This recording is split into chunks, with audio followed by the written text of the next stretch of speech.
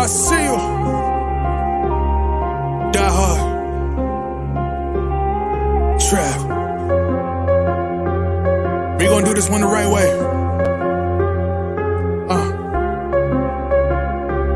We in here forever. Yeah.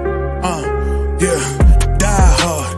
Homie, die hard. You can check the swag, he the realest by far. Swimming in that blue and orange, he the lifeguard. Yeah, he been through pain, at least he got some nice scars. He can smell a trophy, yeah, he need it back to back. Represent himself, his own name is on his back. 10 toes down, try to stop him, he come back. Bandwagon hoppers, he will knock you off your tracks. You ain't saying nothing, Nero been here from the start. He been working in the lab to take his team and make it art. See him going over film to help him build and make him smart. He will tell you how he feels because he's real and he got heart. He will never fade away, he will never change his face. Everybody picking faves, and he's feeling out of place. Cause he is for the team, and he always rep the squad. Like that Christmas movie, he gon' always die hard. City on my back. They ask me what's my name, and it's on my back. I'm just speaking facts. We got big dreams, we ain't looking back. We be really die hard, yeah, that's a fact. We be really die hard, ain't no going back. Make the whole crowd rise like a thermostat. Fourth quarter, I'm the killer that's gonna murder that. What's good, guys? It's your boy Die Hard Ebru in the place to be, the Knicks podcast. Quick podcast today, man. The trade season has begun. So I usually start the podcast with, a couple of sound effects like that, blowing a horn, shooting the gun, whatever I do, man. But today, we got to drop the Funk Master Flex bomb on them today. Hopefully you guys can hear that. The trade season has begun, guys. Trade season has begun. Wojnarowski drew first blood today, so I got to give another one. I like that. Hopefully you guys can hear it. You know what I'm saying? This is, first time I'm doing this here. But the sound effect, I got to hear that again, man. Because this is my favorite time of the year. When Wojnarowski and my man Shams from ESPN and for wherever Shams is at right now, these guys battle for who's going to drop what. I want to say Wojnarowski is basically CAA and come on, man. See, this is what happens when you do too much, man, right? But Shams, I believe he's just probably the mouthpiece of everybody else, right? So let me get rid of that. Yeah, man. So it's an interesting trade, man. But we're gonna get into it, man. But it involves the Chicago Bulls and the OKC Thunder. It doesn't involve the Knicks. You know what I'm saying? This is a Knicks podcast. So of course, I like to talk things through. So I'm going to talk it through. How does this pertain to the Knicks? We'll talk about that as the podcast goes on, man. But this is a very interesting trade. You know what I'm saying? But without dragging this out here, let's get into this, man. This is not Knicks stuff. This is still bullshit. But check this out. This is probably like the highest followed person that's ever followed me. You know what I'm saying? And this is this is Little B, the bass god. He just actually followed me just now, as you can see in my notifications. So it's kind of funny, man, because he has like 100 and he has 1,000,000.2 followers, man. So that's pretty crazy. So LB the bass god, am I even following him? Yes, I am following him. That would have been awkward, right? But I mean, that's pretty cool to see somebody with notoriety like that following me, man. So hopefully they're tuning into the pod and they can see what I do here and stuff, man. Enjoy the show just like everybody else does here, man. So good stuff, man. But let's get into it, man. This is my first reaction, man. When I saw the Rose Bowl, I'm like, I had to look at what day it was. June 20th. Oh yeah, this NBA season is over. These trades are not valid yet, man, because it's after the offseason, after the draft and once the offseason officially begins, that's when these trades actually have receipts to them. So right now, this is just trades that are agreed in principle. So these things will like I said, they will go into effect after the offseason, once the offseason officially goes into effect. So there'll be trades, going leading up to the draft, and there'll be trades during the draft. You know what I'm saying? I'm quite sure the Knicks are going to be involved in a lot of stuff, a lot of movement and stuff. We'll see. You know what I'm saying? But like I said, everything won't get finalized till after thing. But this was my initial reaction, man. Shout out to James Franco here. This is from I forgot what movie this is from, but this is one of the movies that he did with Seth Rogen and stuff. It's my reaction, man. It's like, what? Like June 30th, we got our first Rose Bowl. Like, what the hell? Anyway, interesting trade, I gotta say, man. So the trade is actually this here. This my man Caruso for Josh Giddy. So right off the bat, like you're just thinking like OKC gave up on Giddy and this blah blah blah. They went and got Caruso. If you look at Caruso's stats, they're not all that, to tell you the truth. You know what I'm saying? But it's not about stats in this particular situation. And also too, trading the kids, they trading the kids for these young guys. So shout out to State, because State is the one that invented that term. So that's another thing too, man. People always talking bad about State and never mention his name. Mention his name, fam. You know what I'm saying? You always talking shit about certain people. It goes whoever you're talking about on the internet. If you got something to say about somebody and you're using them, just say their name. What's the big deal? You know what I'm saying? You're using, everybody knows who you're talking about. You know what I'm saying? So might as well just throw yourself under the bus. If you're gonna do subliminal stuff, man. I hate subliminal stuff. But anyway, the kids, imagine if State. I can imagine what he would be thinking if we traded, let's say, like RJ for Caruso, just straight up. That would be crazy, bro. You know what I'm saying? That would have been crazy news. But Caruso, as we all know, he's one of the best defensive players in the NBA. They mentioned it right here on this tweet that he was actually a two-time all defensive guard, all defensive team guard, I gotta say. So I didn't realize that, but I know he's definitely one of the top defensive guards. He can't guard Brunson though, I tell you that. You know what I'm saying? But it is what it is. Brunson cracked him a couple times. No, but he gave Brunson fits to that last game. We'll talk about that last game against the Bulls in the regular season, which was incredible too, man. But on the surface, it looks kind of like a lopsided trade. I don't know why you would, people would say, I don't know why you would give up on such a young talent like Josh Giddey. They could have gotten more. People always think you could have gotten more. Who won the trade, this and the other. On the other hand, people might say that Caruso's way better than Josh Giddey.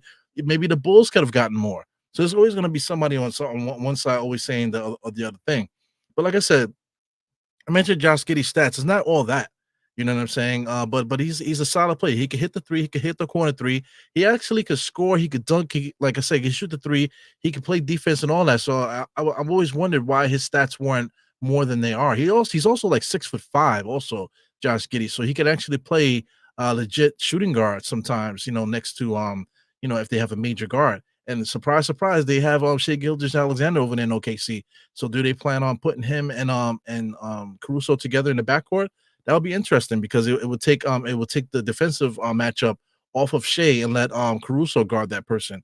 They're stacking up on defense. They're also stacking up on leadership too, man. Because Caruso is 29 years old. He has a lot of time in the NBA, so a lot of leadership qualities. I'm talking about Josh Giddey. Josh Giddey almost got in trouble. Matter of fact, it kind of went away. I don't know what's happening with that, but statutory rape. Maybe it's not the same situation in Australia. It's kind of catchy, but in New York, not New York, in America, messing around with underage girls is no good, at all. But I don't know what the rules are in Australia, but I don't really remember the details of it, but he got himself in trouble for that. You know what I'm saying? But like it kind of just got brushed. Like people are not really talking about it too much. With the situation, I don't even know what's the ramification, all that other stuff, going on with that. But I just had to say that because that's part of the leadership thing, not knowing, being aware of your surroundings, bringing distractions to the team, that type of thing.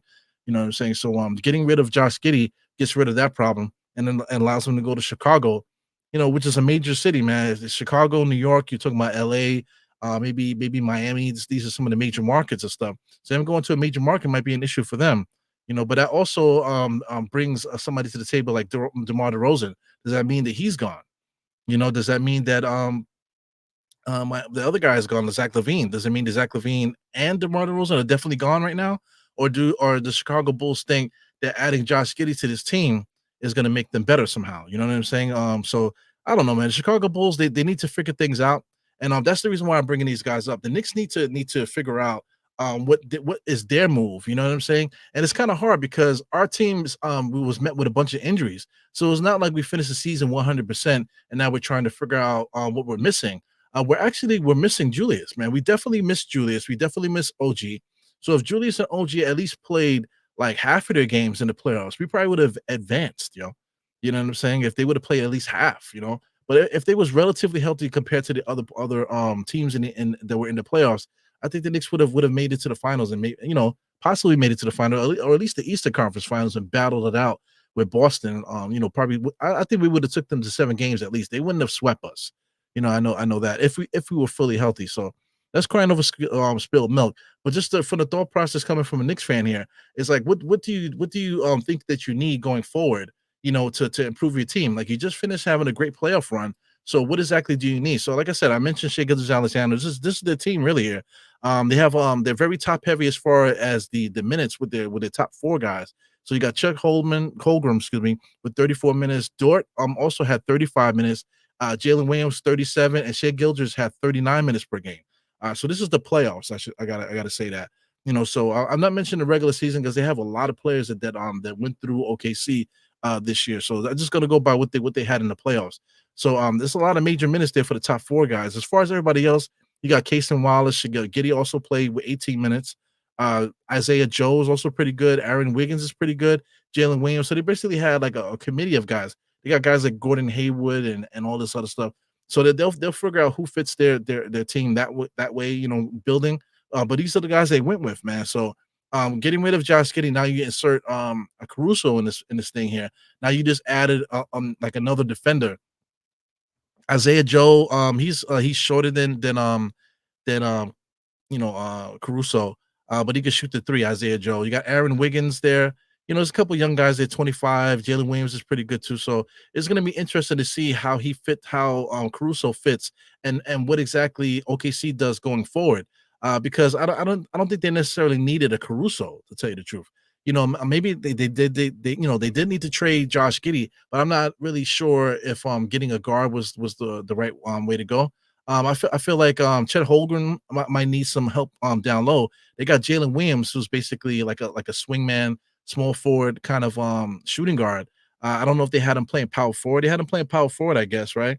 He's probably like their third leading rebounder next to Shea Alexander and Holmgren. So I would have thought that they need to add some more size there, to their team. So we'll see what happens there. Maybe they just think that Jalen Williams and Holmgren is enough for now. They went and got rid of Josh Giddey, who's part of their front court. So they basically have another hole in the front court. So just looking at their roster here, I'm not really too sure about salaries and stuff like that. They do have money to spend, so these guys have money to spend in free agency. So they're gonna be very interesting to see who they add to this team to make them better. You can go to the free agency. We looked at that, for our own team, the Knicks. So I just challenge you guys to take a look at OKC and how they can get better, because they're going to be in the mix. They have money to spend, so they're definitely going to be in the mix when it comes to free agency and trades and stuff like that. They can also absorb contracts too, so to keep that in mind. So there's here's another thing too. Just talking about Josh Giddey. Could we have traded for Josh Giddey? That's interesting, man. Josh Giddey would have been nice as a younger player, extra ball handler, passer, coming off the bench, maybe even starting. You know what I'm saying? I know people are immediately going to turn the podcast over. He's like, you're going to start him over OG, you freaking moron. I'm not saying that. I'm just saying the talent wise there. Maybe somebody young like that at 21 years old, maybe he would have been worth bringing over if he could have made a trade for him there. But we'll see what happens here. Let's take a look at OKC. Let's see, like maybe their last game. It was an elimination game. They only lost by one. Just want to see what they did in the elimination game. Jalen Williams and Luke Dort was their forward. See, I don't get that. See, because that's what we have with OG and Josh Hart. People seem to think that's the answer. I don't think that's the answer. And even in today's NBA, when everybody's playing much smaller, you really don't want Josh, this guy, Dort guarding small forwards and power forwards and centers too. He has to help with the centers. Same thing with Josh Hart. A lot of times Josh Hart got caught on switches with Embiid, and that's barbecue chicken for Embiid. Embiid is already averaging 35 points per game against the entire league. What the hell is he going to do with Josh Hart? That's just like a gnat, a gnat in the summer. Josh Hart to Embiid. So a team like OKC, they just lost against Dallas. So just looking at Dallas, see what Dallas did in that particular game. Rebounding wise, look, Luka had a double-double. You got Dirk Lively also had 15 rebounds. So they were lacking physicality. So their decision was to say, oh, let's get an extra ball handler to guard Kyrie and guard Luka, I guess. That's what they thought. So I don't think that's the right idea. I think they needed to get not necessarily tougher, but they definitely they needed more toughness on the inside. So like I said, Chet Holmgren only had 3 rebounds. Jalen Williams was the highest rebounder at 9, and he's really a small forward, kind of shooting guard ish. He's not really a true power forward. He's really good though. But just looking down the line, I don't see who else is going to rebound for them. They don't have any rebounders. Josh Giddey had 4 off the bench. Everybody else had 3. Basically. So I really think they needed to help out. With the front court there, but they chose not to do that. So we'll see what they do. They have options. Like I said, free agency is there for them. So let's take a look at Chicago. So Chicago didn't make the playoffs, but they did make the play-in, right? So they played the Knicks.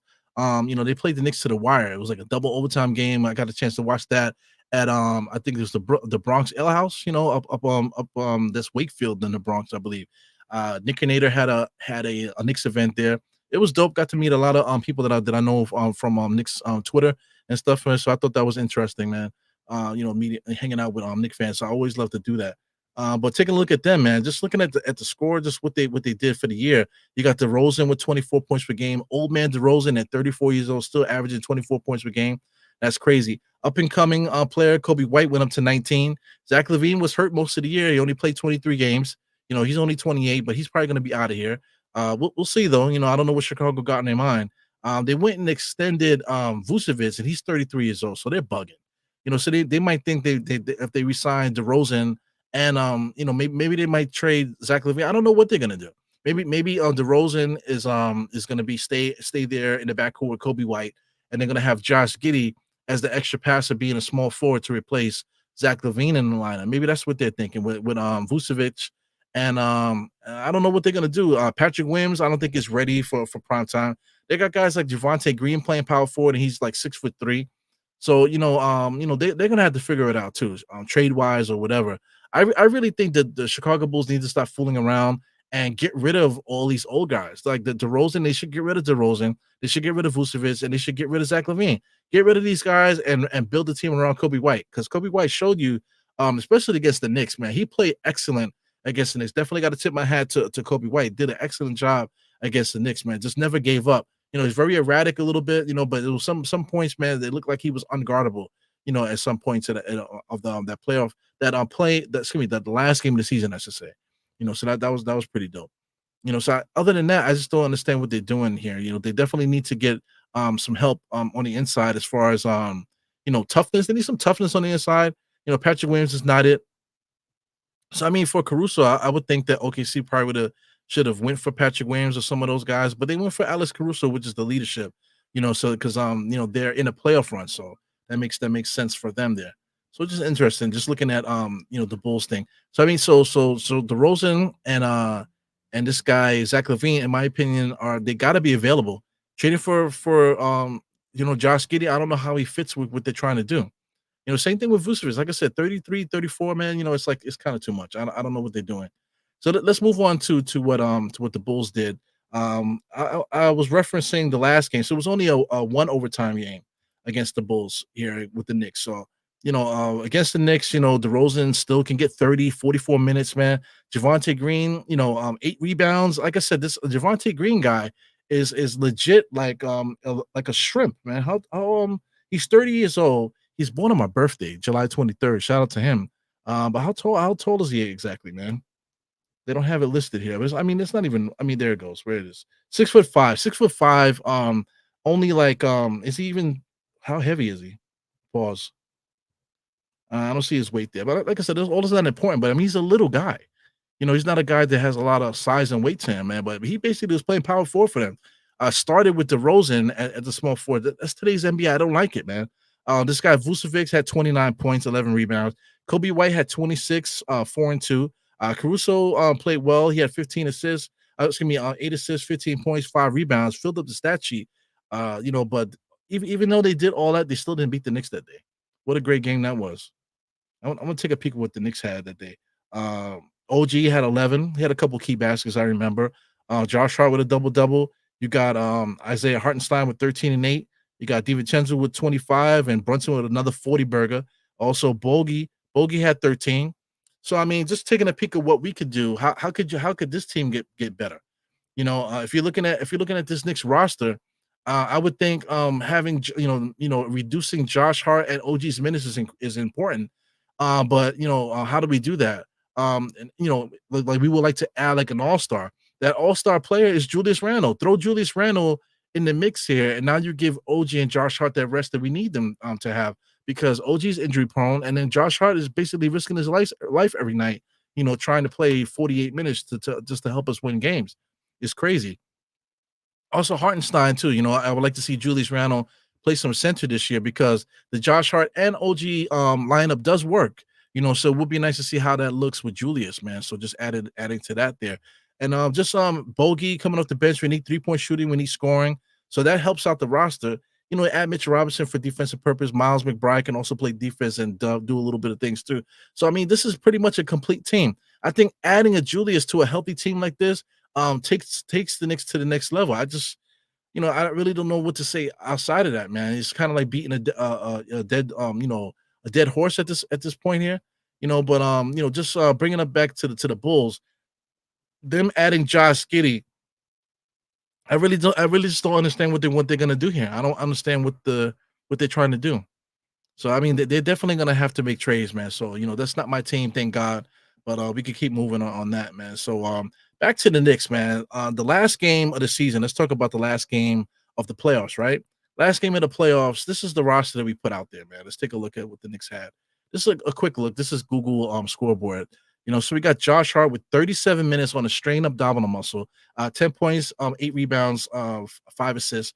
OG tried to play. He only played 5 minutes. He was injured, man. He tried to play. He couldn't get it done. Hartenstein played 30 minutes, only 0 points, 8 rebounds, and 2 assists. DiVincenzo stole the show with 39 points. 39 points, and we were behind most of the game, 130 to 109. Brunson broke his hand, 17 points in 29 minutes. He would have played 40, and he probably would have had much more than 17. But 17 points and 8 and 9 assists, what more can he do, man? It's crazy. But he broke his hand. You got Miles McBride with 40 minutes, in that game too, because Brunson was out. But he only had 8, 5, and 2. Precious played 28 minutes, abysmal box score, 4 points, 1 assist, and 0 rebounds. That's bullshit, man. You know what I'm saying? We need something more from a backup power forward. And then Burks, of all people, 26 points, 27 minutes with 3 rebounds, 2 assists. So that's what we looked at in the last game. But what's interesting about that is that we've had so many different teams here.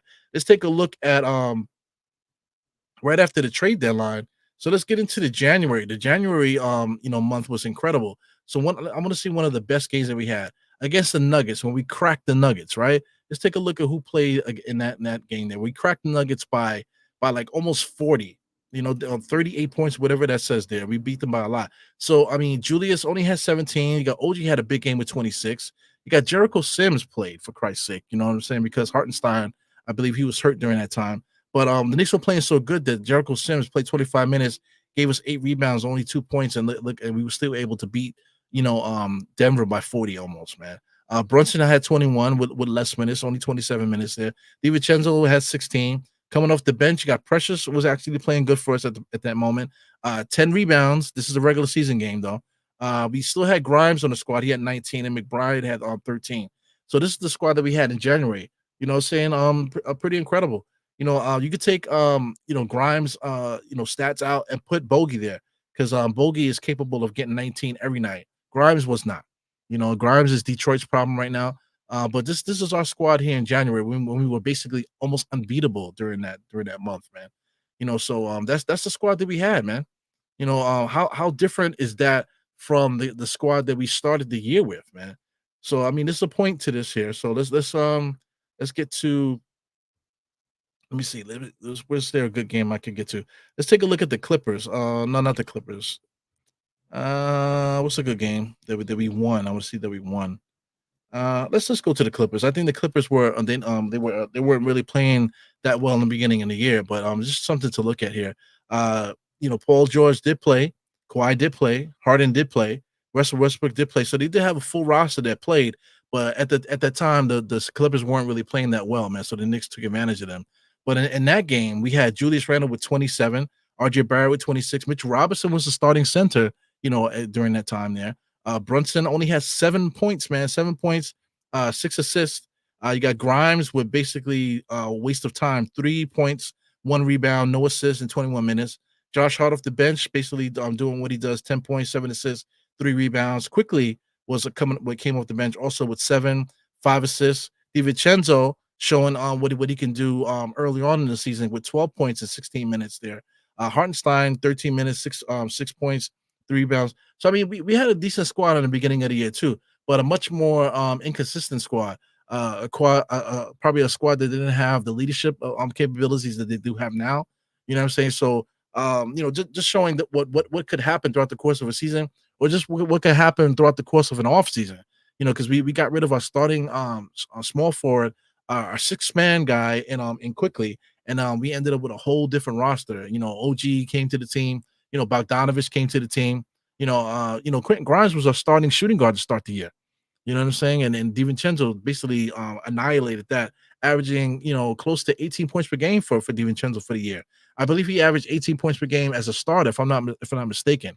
So I mean, it's just interesting to see, how a year can go by and how you could build a team and what's out there, what's available for you if you would just give it a chance. You know what I'm saying? So here we are now with the current Knicks, man. So let's take a look at our current Knicks. We can get to I don't want to look at playoffs because there's too many injuries and stuff. But let's take a look at who is gonna be with us next year, at least projected, right? Take a look at Julius.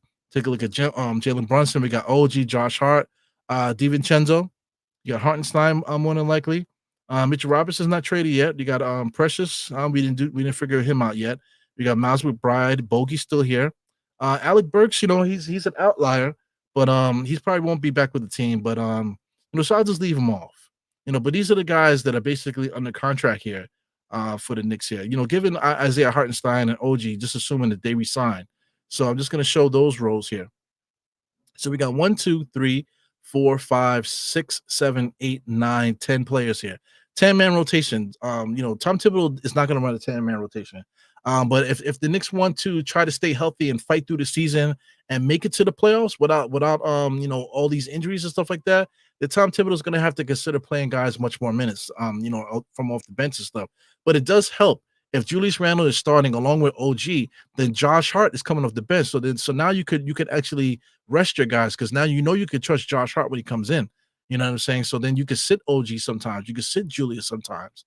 Talking about McBride. McBride is in prime time now. So if we put McBride in the game, McBride has to show you that he can play.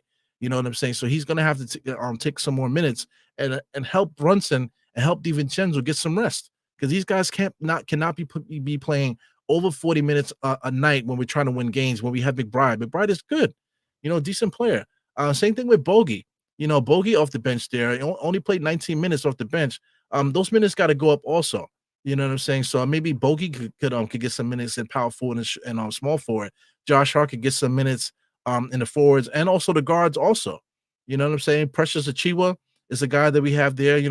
Just looking at just basically from a 10-man rotation perspective, maybe Precious is not brought back. This is all questions that we got to answer in this offseason, man. So it's interesting to talk this through. So that's basically what this pod is about. We started off the pod here talking about Josh Giddy and Caruso, not Nick related, but the situation, how the Chicago Bulls and the OKC made it a clear decision here. OKC wants to get more experience with Caruso. As far as the Bulls, they added another young piece there to pack their rotation. Just watching what the Bulls have done, especially since they extended Vucevic, they're probably going to extend DeRozan, and I don't know what they're going to do with Zach LaVine. Zach LaVine might get traded. We'll see. You know what I'm saying? But the Bulls are definitely sticking to their guns with these old guys, and they're not really thinking forward as far as the future and stuff. So maybe if they do make the Zach LaVine trade, they might be looking to get draft picks and stuff like that. Also related to the Knicks, a guy like Zach LaVine could fit the Knicks. If you want to talk about Zach LaVine, I don't have him queued up, but we can easily do that. Zach LaVine. Take a look at Zach LaVine. So this is Zach LaVine. The guy can still jump, guy can still shoot and stuff. The most important stat with him, for you guys that love those weird stats, is that he's supposed to be like a really good spot up shooter. If you kick it out to him for three, that's like his bread and butter and stuff, man. But this is what he's been doing. People are saying that he's complete trash, but if you look at his numbers, man, like if he can continue to drop a couple more 20-point game seasons, you can look at his stats and say like this guy's probably one of the better shooting guards of this era. You know what I'm saying? He went up to 27 points per game. And during this time, these guys were making the playoffs. So it's I mean the guy's not a bad player. The thing about him is he's injury prone. Also, he only played 23 games last year. So if we trade for a guy like Zach LaVine, we're really going to have to look at these minutes to see how we can get these minutes spread around to keep guys alive basically for the playoffs, man.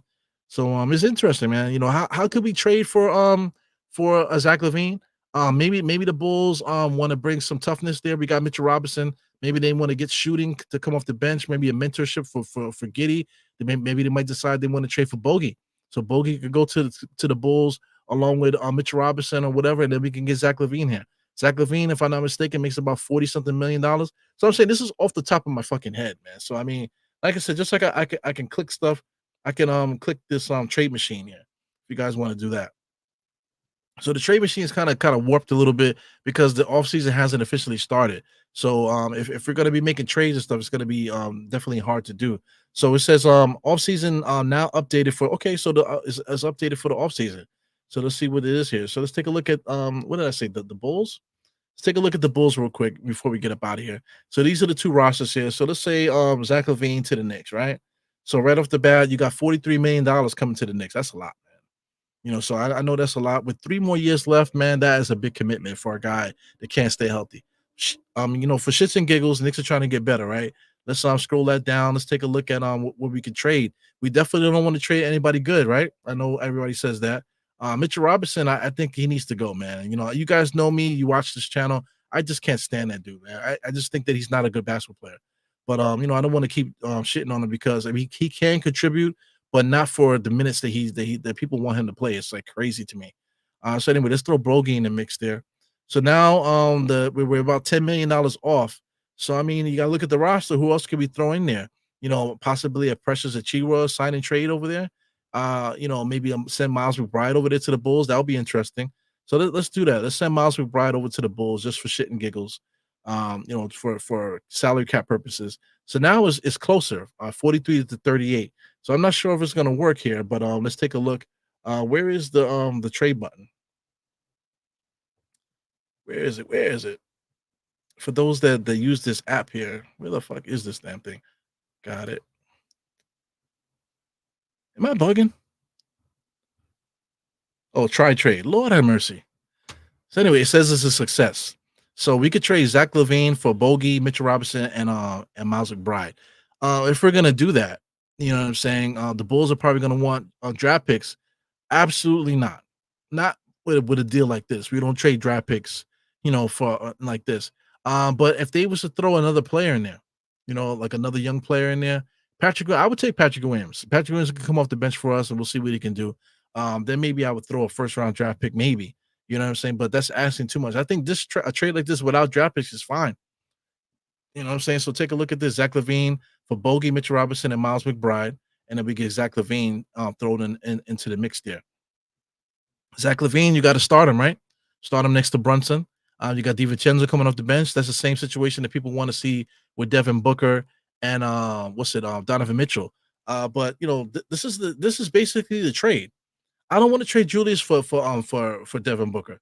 You know what I'm saying? I don't want to trade Julius for anybody else, to tell you the truth. I want to keep Julius on the roster.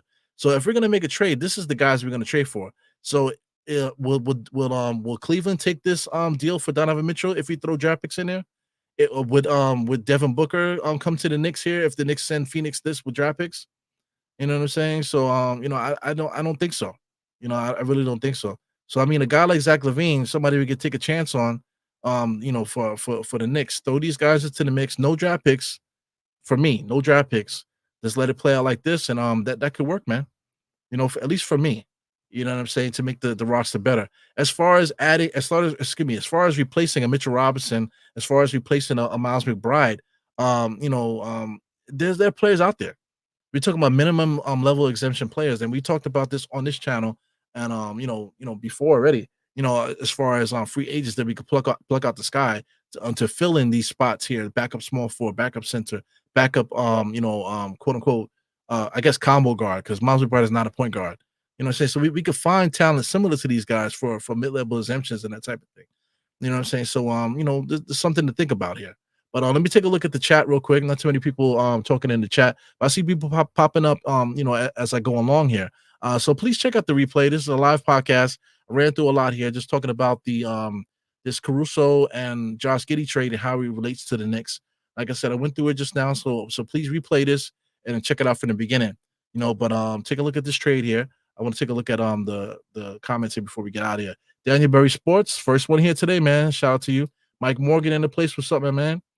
Damian Cox is here. He's kind of shocked that Caruso being traded for Giddey. It is kind of shocking, at first, it doesn't seem right at first, trade like this. It doesn't really seem right. But like I said, further observation, like I did in this pod, further observation, they brought they brought Caruso over there probably for leadership purposes and also to help defensively to get Shea, to probably hide Shea Gilgeous-Alexander and let Caruso take on some of the that perimeter stuff, because Dort, not for nothing, was getting cooked a little bit on the perimeter. So Dort was basically had to guard everybody. So adding another defender there makes the team better defensively wise, and it takes the pressure off of Dort to have to be able to stop everybody. So definitely what's up. Bobby Santiago in the place, man. If you missed it, man, check the replay, man. Definitely. We got Monty Finesse. Kareem Grant up in the place. Jay Cars, what's up? This is my uncle right here, Mr. Sedotze 2002. You know what I'm saying? Definitely shout out to my uncle in the place. Sherwin in the place, man. Good evening. He says, dude, Alex Caruso is like Josh Hart. You have to give him you have to give a lot to get him. I get it. I definitely get it. He's not a bad player. I'm not dissing him because I would love him on the Knicks, man. 6'5", with the defensive skill set that he has. Like I said, I don't understand why he doesn't have more stats, because the dude could get to the basket. He got some bop to his game. He could cross the shit out of you and drive the lane and dunk it on the whole team. And we've all seen him do it. But looking at his stats, the stats don't match what he normally does, what he does on the court. So it's interesting, man. He's definitely a boom or bust kind of guy, especially in that game when the last game of the season when I showed you just now. I forgot how many points he had, but he had a lot of points in that game. He showed you that he can be a scorer with a pulse out there if they need him to be. So it's just interesting, man. So he said, don't look at LaVine's numbers. The man hates defense. He hates defense, man. But how did the Knicks get better? You know what I'm saying? Do we get better by switching out LaVine for Miles McBride? I think so.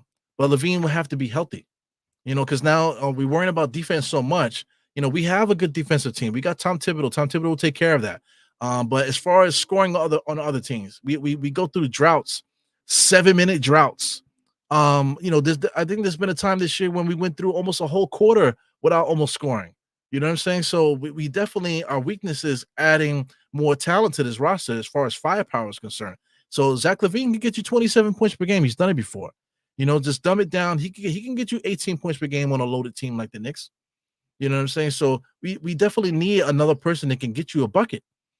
So take it as Zach LaVine, that could be prolific sometimes, and be basically, like I said, in this trade that I mentioned here, if this was a scenario that breaks down here, we end up losing Bogey, who could be replaced, via, like I said, via free agency. Mitchell Robinson also could be replaced via free agency. And you're talking about Miles McBride in the backcourt. This is who Zach LaVine is going to be taking up, because everybody seems to be okay with DiVincenzo coming off the bench. Okay, cool. If you're cool with that, then Zach LaVine is definitely an upgrade over Miles McBride. You could say Miles McBride has saved games defensively. He's also saved games offensively. But Miles McBride cannot create his own shot yet. Everything that he does is based off of what somebody else can get him. Transition threes, opportunistic layups, going to the basket, that type of thing. Kick out threes and stuff.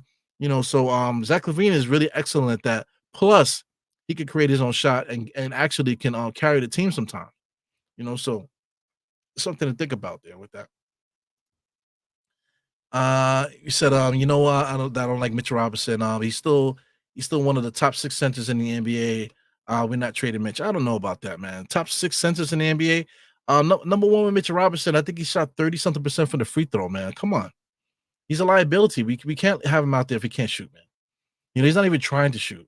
He's not even looking at the basket. He doesn't have any big man skills on the inside. At least Hartenstein, Hartenstein's not perfect, but at least Hartenstein has that push shot that he's made like 7, and I've seen him make 7. We have seen him make 7 in a row, from that mid-range area.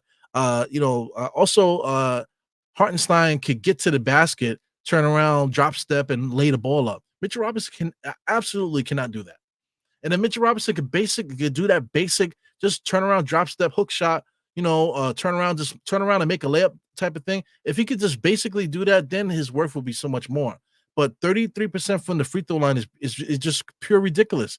And I feel like we need to go back to the time where if you can't make your free throws, you can't play, fam. You know what I'm saying? And this is what it is, bro. I just it's really it. Still Knicks, shout out to my man here. Miss you, bro. We got to start doing some stuff together. We got Elijah Moore. Also, Mr. Marvin here too, man. Salute to Mr. Marvin. Shout out to Marvin. We actually got to see Marvin live on Morning Brew Sports, man. That was pretty dope. So I just like I said, I'm just throwing out this topic here, because this is basically the first Bulls bomb of the season here. Shout out to the Chicago Bulls. I know my man Marvin is from Chicago.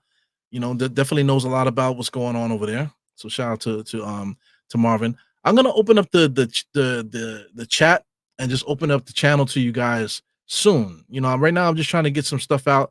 I'm thinking about going live tomorrow. We'll see. So I'm trying to figure out like a day where we can do this. That I can do this. I could devote some time to you guys where I can get some feedback back and forth and really get some banter with you guys live. Maybe through phone calls and also through live videos and stuff like that. So we'll see what happens. Like I said, I'm really trying to figure out how it works into my schedule.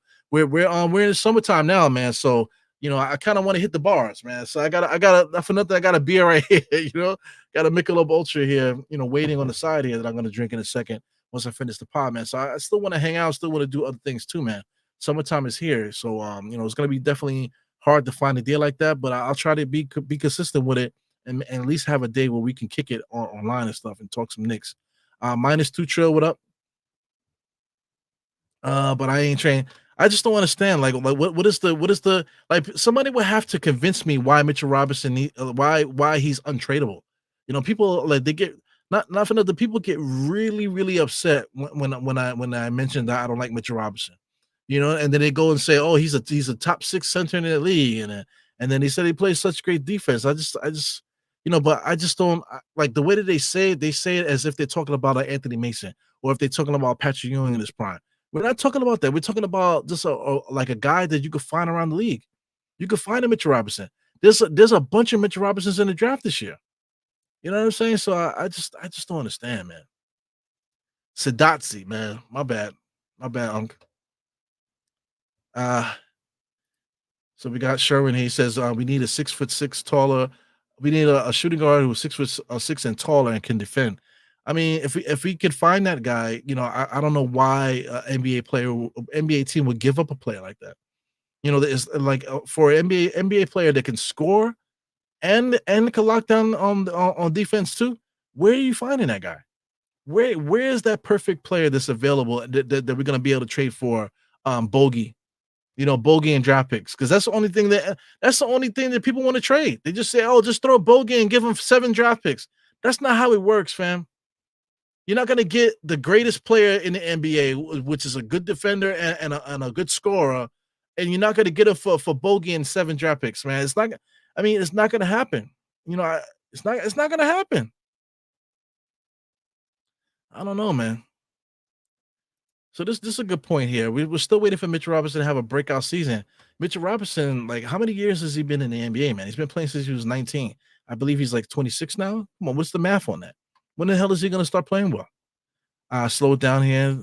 I'm seeing Knicks fans here. He said, I'm going on at 8:30 for the Knicks wrap-up. I'll text you. Okay, cool, man. What else we got going on here? I got you. So I just don't like Mitchell Robinson, man. I can't stand the dude, man. You can't. Nobody can convince me otherwise. But let me just keep scrolling down here. I say got Bojan for Picks and Sexton. That's interesting. But the thing is, adding a Sexton to the Knicks after trading Bojan. So where's everybody else going to play? I mean, Sexton could play off the bench. Now you're talking about backing up Brunson and DiVincenzo, which is fantastic. You know what I'm saying? But now you relegate Josh Hart off the bench there. Backing up Julius, and I think that works. I just talked it out. So that works. I would not mind getting Sexton because Sexton is a good basketball player. You want to talk about fan favorite, playing defense and just being intense and stuff like that. I think he would fit. So Sexton for Bojan and Bojan and picks for Sexton. I think that would be interesting. But I think isn't Sexton due for a contract or something? I'm not really too sure about his situation. But I was just about to say no, and then I talked myself into it. So I mean, like I said, if you can come up with a scenario that makes sense, I'll be down with it. Adding a Sexton, a guy that can get you 20, he can get you 20 sometimes. He can also play next to Brunson sometimes too. You know what I'm saying? And DiVincenzo, we want to talk about getting a taller guard. Sexton is short. Sexton is like 6', 6'1", something like that, 6'2", basically the same height as Brunson. So we're gonna have 3 short guys because I believe DiVincenzo is like 6'3" or so. So we got 3 short guys in the backcourt. It's not really a big deal. But we're gonna have to make a sacrifice some kind of way. So yeah, man. That trade is decent. Shout out to my uncle. He agrees there. Dante and Hart are coming off the bench next season. I get it, but after this trade, after looking at this trade here, we're gonna have to really start making some real decisions as far as like who do we want on the roster. One thing I'm tired of though. Shout out to all the talking heads that have all these expert guys that come on. I got nothing against Iron Bagley. I think he's great. I think he's really good. But he said, we got a pod today where Iron Bagley, expert's gonna tell you some insider stuff. And then when you watch, right, he says, yeah, I don't think, maybe from people that I've talked to and for what I know and seen, like, you're not telling me nothing. All it is just you got me to watch, and that's it. Basically, what I'm doing here is the same thing that an Iron Bagley interview would do. We're just talking out. I'm gonna give you my opinion, and just because I say, well, I think, and based on what I know and what I've heard and who I've spoken to, it sounds like bullshit to me, and it is bullshit. There's no because I mean, who had any inside information about this Caruso and Giddy deal? Nobody.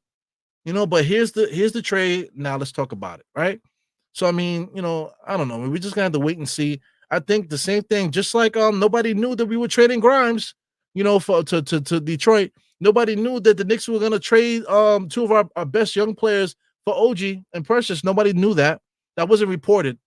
You know what I'm saying? So I believe the same thing is gonna happen. The Knicks are gonna make a move, and we're not gonna see it coming. And that's what it is, man. So the only thing that we could see coming is just the conversation. Keep the conversation coming. Keep that going.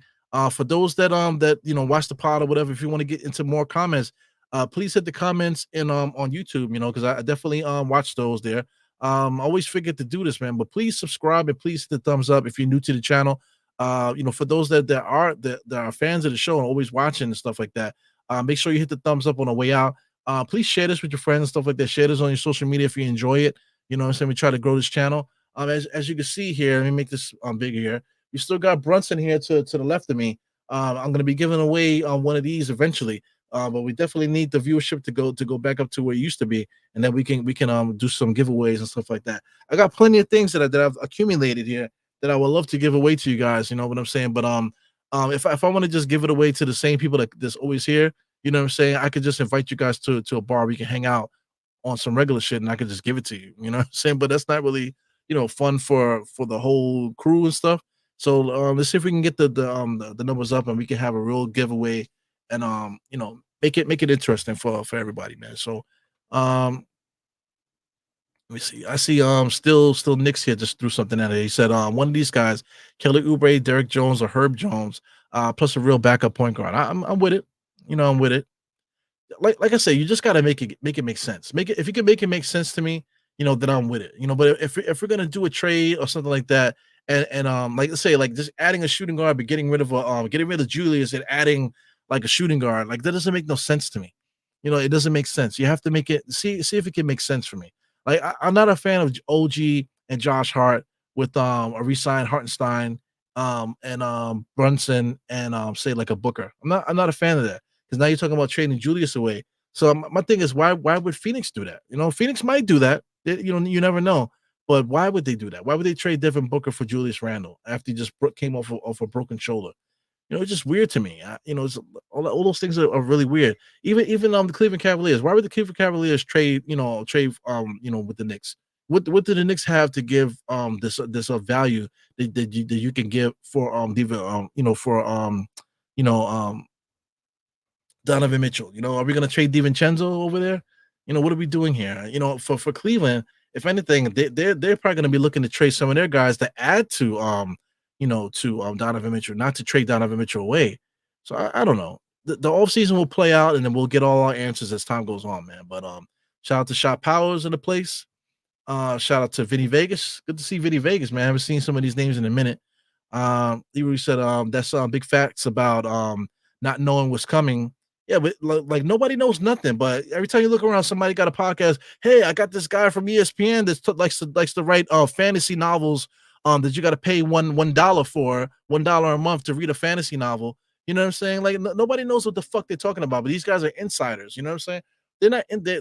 What they're inside is the inside of a company. They got a job, so they're doing a job. So these guys don't know shit. So it is what it is, man. So shout out to Mark. He says Mo Cheeks will get this will get Deuce right. Yeah, man. Shout out to my man Fizdale. Fizdale was killing us with those little little ad libs or whatever, man. But Mo Cheeks is brought here for a purpose. I think Mo Cheeks is there just to keep the intensity in the locker room, to keep everybody keep everybody focused. Just having another older gentleman there. I'm gonna fit the same mold that they say like what's his name? I'm thinking of Mr. Potato Head. what's my man's name? I can't think of his name. But anyway, just like some of the coaches that Tom Thibodeau brought to the table there, it's always these older minds, guys that could be like a connection between the coach and Tom Thibodeau. But it also gives you gives Tom Thibodeau an extra person to get that voice out. Shout out to Rick Brunson. He also does a good job of keeping everybody together. But I think that adding Mo Cheeks to that mix there will bring another tough voice in there with experience to just to help out the locker room, and it always helps, man. So anyway, before you guys get crazy here with more comments and stuff, man, one more from Still Knicks. He says, honestly, the more I have thinking about it, Julius Randle is one of the best players in the NBA. Knicks can't trade him. It's not it's not really the Knicks can't trade him. The Knicks could trade him, but like people want to dump him. It's like, oh, get rid of Julius Randle. It just proves that we don't need Julius Randle. It's like, you're crazy, bro. Like, Julius Randle is 25, 10, and 5. You know what I'm saying? Oh, he's a third option on the like, oh my God, man. Like, we need talent. We need talent. Like Julius Randle you should be able to trade Julius Randle for Donovan Mitchell straight up. You know what I'm saying? Donovan Mitchell is one of the best shooting guards in the NBA. Oh, man, you're crazy. You think that you're going to trade Julius for him straight up. Yeah, but Julius Randle is legit one of the best power forwards in the NBA. Like legit all NBA, 25, 10, and 5. Where are you finding that at? That's Kevin Garnett numbers. For Donovan Mitchell, that should be a straight up trade. Even for Devin Booker. Devin Booker, oh my God, he's the greatest. The guy gets his ass whooped every playoffs. You know what I'm saying? Just like Julius, but Julius averaged 20, 10, and 5. This guy Booker averages whatever he averages, 27, 26, whatever, 25, and whatever stats that he gets. One of the best power forwards in the NBA, one of the best shooting guards in the NBA. If you want to add draft picks to entice whatever, then fine. But you got to put respect in Julius Randle's name. Julius Randle's not putting up 12, 7, and 2. He's putting up 25, 10, and 5 for the last 5 years. Fuck. So anyway, without further ado, I'm up out of here. As I see Paris coming in, Coach Wilson, thank you, Mr. Harlem CEO. Jesus Christ, man. I got these memory pills here that I got here that I take before every pod. And sometimes, you got to shake it loose. So maybe I gotta drink some more water to make sure that dissolves into the bloodstream a little bit better. But anyway, I'm up out of here. Shout out to the Bulls and OKC. They made a trade today. How does it pertain to the Knicks? You're going to have to watch the pod from the beginning for those that are going to watch the replay. For those that want to continue the conversation, please meet me in the comments or just find me online too, Die Knicks on Instagram, Twitter, and all that. And I'll see you guys next time, man. It's your boy, Eru. Let's do a quick outro. Quick outro today, and I'll see you guys next time. Peace.